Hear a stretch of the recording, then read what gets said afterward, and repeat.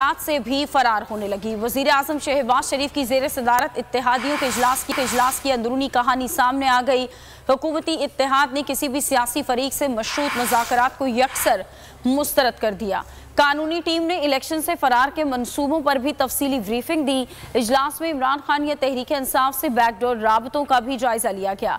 इत्तेहादियों ने बदतरीन मौशी सूरत हाल पर भी तहफ़्फ़ुज़ात का इजहार किया है। फहद चौधरी हमारे नुमाइंदे हैं, मजीद उनसे बात करते। फहद, इस बारे में अपडेट दीजिएगा।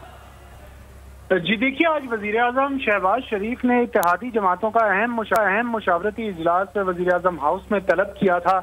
इस इजलास में मुख्तलिफ सियासी जमातों के रहनुमा, इत्तेहादी जमातों के रहनुमा शरीक हुए, लेकिन मौलाना फजलुर रहमान और आसिफ अली जरदारी जो है वो खुद इस इजलास में शरीक नहीं हुए। और जराये के मुताबिक जो पीपल्स पार्टी की मुज़ाकराती टीम थी, उसके मेंबर नवीद कमर ने इजलास में पेशरफ से आगाह किया और जो इत्तेहादी जमातों के दरमियान इत्तफाक़ी राय पैदा किया जा रहा है मुज़ाकरात के हवाले से, उससे आगाह किया। जराये का कहना है कि हुकूमती इत्तेहाद ने किसी भी सियासी फरीक से मशरूत मुज़ाकरात को मुस्तरद कर दिया है और ये कहा है कि सियासत में बातचीत के दरवाजे हर वक्त खुले हैं, लेकिन आगे बढ़ने के लिए किसी को भी शराइत तय नहीं करनी चाहिए। दूसरी जानिब जराये का ये भी दावा है कि मौलाना फजलुर रहमान ने बराह रास्त तहरीक इंसाफ से बातचीत की मुखालिफत की है और कायद मुस्लिम लीग नून नवाज शरीफ भी इस हक में नहीं है। लेकिन जो दीगर हुकूमती इत्तेहादी हैं, जो दीगर जमातें हैं, उनका ये जोर है कि इस आईनी बहरान, इस सियासी बहरान के हल के लिए